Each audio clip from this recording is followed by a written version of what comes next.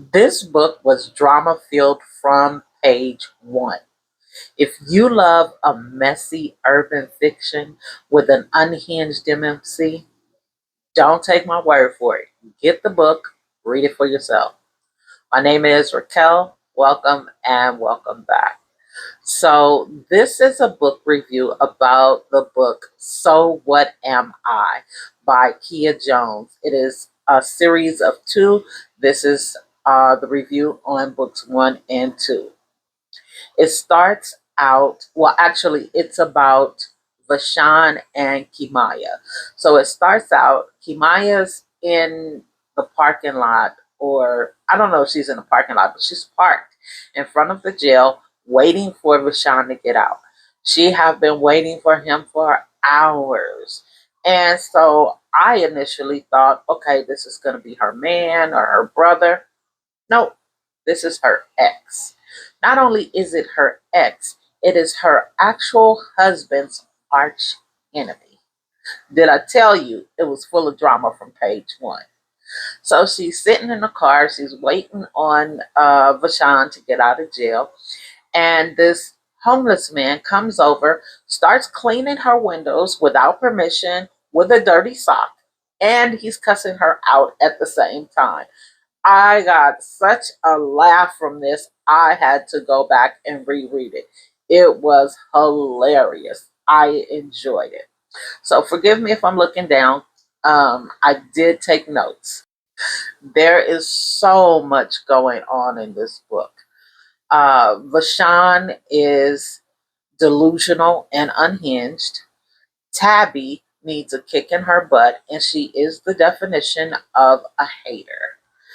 And Kamaya, poor baby, Kamaya is stuck, but she is eventually able to open her eyes and see clearly because you think she's cross-eyed the way she's acting in this book. But she does eventually get it together, and I love it.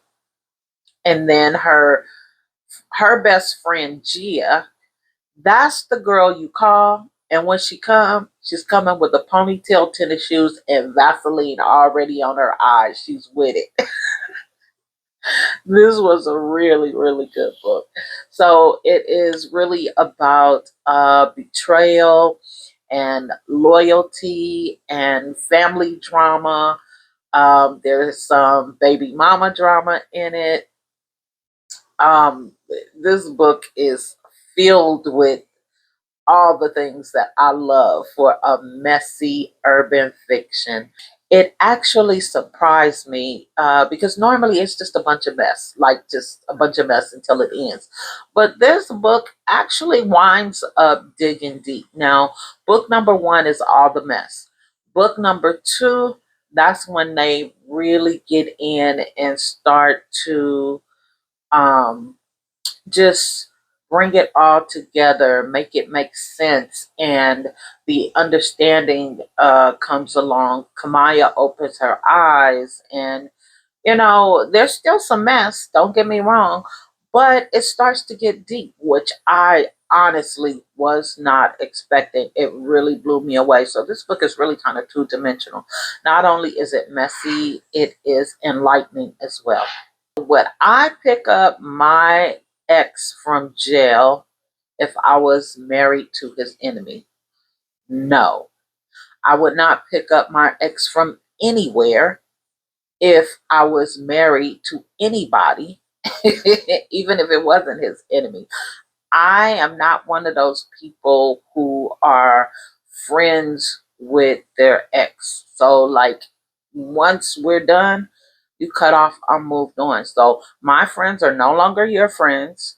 Your friends are not my friends anymore. I'm cutting off everybody, your mama, your sister, your homegirls, your homeboys, everybody gotta go. And I don't think Kamaya owed Vashan anything. I think Vashan felt like Kamaya owed him something. But in actuality, like, owed him something for what? I don't care what you do. You did it because you wanted to do it. How does that make me owe you anything? And that's just where I'm at with that. The character that made me the most mad was Tabby. Tabby is a number one hater. And Tabby really made the book because that's how messy she is. She is in everybody's business. Tabby knows how to get it started. So I like the fact that she makes it happen. But in real life, I would stay as far away from Tabby as possible because I don't think she realizes the confusion. Well, I think she realizes the confusion. I just don't think she cares about the consequences because she doesn't expect it to um, affect her. And we all know that what goes around comes around. So Tabby can definitely expect something to happen. The character who surprised me the most was Vashan. Like, I thought he was something that he isn't. Vashan is the devil. When it has to do with, people threatening you and different stuff like that, I'm not finna go for that. I'm not finna fall into the trap of if you don't do this, then I'm gonna do that. So if I don't want to do it, you're gonna have to do that, whatever that is, and then you're gonna have to suffer the consequences. I'm not gonna play into that game because what happens is it leads into more of threatening and blackmailing and that kind of thing. So if you don't play along in it in the beginning, you don't have to worry about it stretching out over a period of time. Have I ever stayed in a relationship longer than I should have? Yes. I have made a ton of mistakes. And regardless, I have no intention of repeating those mistakes. Do I think Vashan loved Kamaya? Um, I don't know. That's hard. Well, you know what? I think in his own warped way, he still loves her. The thing is, it is super toxic and it's over the top. And that's what he perceives love to be. So, yes, he loves her in the way that he knows how to love. But it's not the kind of love that I would want to receive. And I would not want any of my daughters to receive love in that kind of way. But I also feel like Kamaya at this point has grown and Vashan has not. Gia is a ride or die friend. She is a very good friend. I would want Gia as my best friend. I like, you know, she's she's the kind of person who's going to tell you the truth as her friend. She's not sugarcoating it. And whatever your choices are, those are your choices. But when it's time, if somebody's messing with her friend, if somebody, no, she's in it. Like, that is the friend that I want.